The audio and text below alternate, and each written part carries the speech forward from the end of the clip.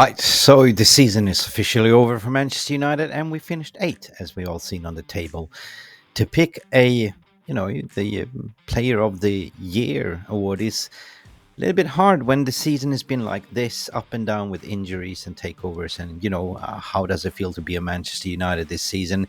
For me, it's been a write-off from the get-go, 100%, and it's been very hard to digest that we actually finished eighth, and it's kind of the worst season that I can remember. So all I want to do is to take some positives out of this, but the rest can just be take a chalkboard on the chalk and just cross it off. We are entering into the FA Cup final, and do we have a chance? Yeah, we have a slim chance because it's FA Cup and finals, anything could happen.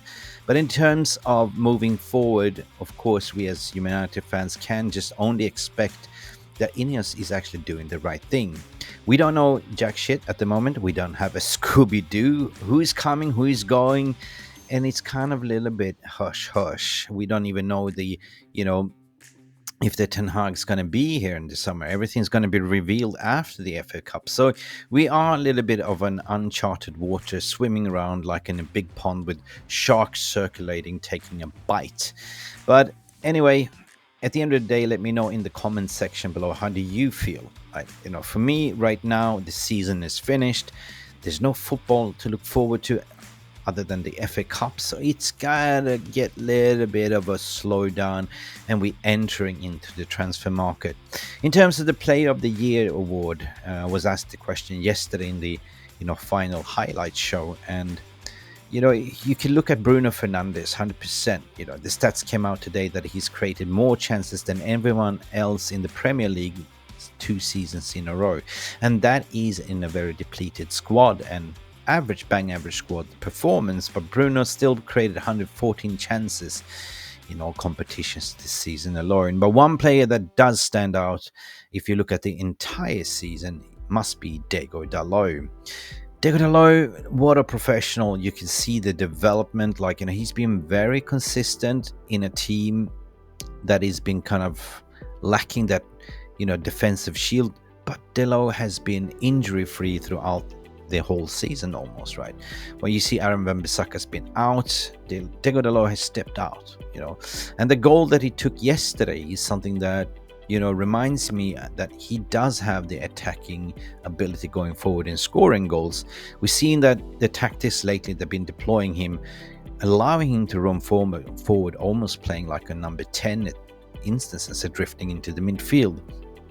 I think that as a professional, I think he's been very, very good in terms of how he takes care of himself. You can look at the training regime, you can look at his diet, you can look at his physique and his constant determination to be the best version of himself. So we can only look at Diogo Dalot as an example, prime example, how a footballer should conduct himself off the pitch and on the pitch. For me, he is if we do a vote, there should be in contention Garnacho, it should be Diogo Dalot, it should be Bruno Fernandes in this instance. So there's not much to choose from, to be honest. Some people might argue to put in Kobbie Maino into the frame, but you got to look at the overall season. Kobbie Maino came into the team after New Year's, somewhere there, and it's been kind of consistent as well. But in team performance over the whole season, it has to be Diogo Dalot. Now let me know what you think. What do you think that Diogo Dalot has contributed? Right? I think he's been contributing some stability in terms of the defense. He's been laser sharp, and also the way he bombs forward has also been effective. Now what we need to do in the transfer window is to look for a left-sided fullback or a replacement for Aaron Wan-Bissaka. And who is that going to be? We don't know. I mean, the budget might be a little bit tight, but you should build around Diogo Dalot on the right-sided position. But who can start as a number 2? We don't currently have anyone. And that is an interest, because a lot of reports saying that, including Fabrizio Romano, to say that we are actually recruiting in for a left back, a cheap option 25. But who's going to play on the right? If we sell Aaron Wan-Bissaka, then we are short. We only have Diogo Dalot. So that's a big interest of question. I mean, who is it going to be? I have no idea. In terms of the transfer market, it opens up in 2 weeks. What can we say about that one? Outs, outs, outs. And the ins, centre back, 2, left back, right back. We need in the midfield as well, reimbursement. I don't think that the club even is going to entertain to keep, Ericsson. For me, it's a ghost from the past. And will Casemiro stay another year? We don't know. Will Amrabat be shipped off? Most likely. And will we get a Elise? We don't really need an Elise. In that case, we need to sell to buy. And the first one on the chopping block will be 100% Sancho. But what can we expect? All we can expect as fans right now is to take a little bit of a breather, reflect on the season, or go fresh on the weekend, on Saturday, on the FA Cup final. Of course, City won the Premier League. They did a 4P. They're going for a double. And do we have a slim chance? We might have a 15% chance. Leage is back. It's all depending on how we line up and what the mentality is. But it's a cup final. At the end of the day, I don't care how we win. If it's a reflection goal, ping pong ball, I don't really care.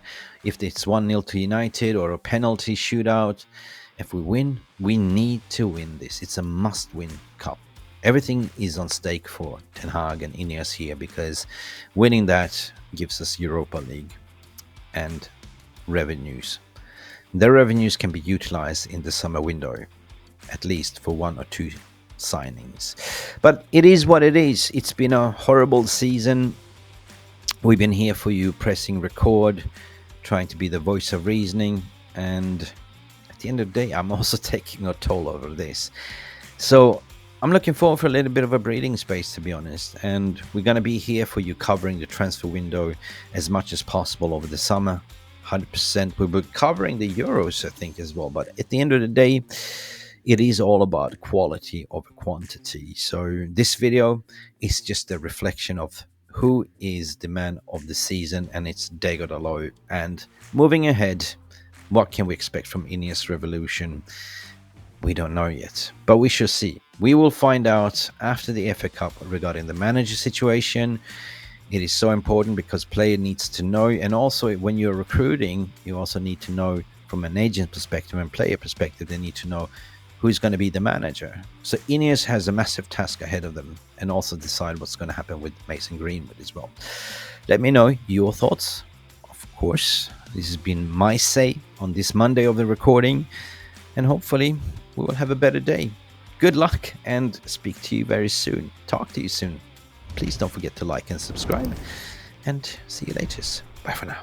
Thank you so much for stopping by and watching MUFC Realist TV. Don't forget to like and subscribe, and follow us on the socials.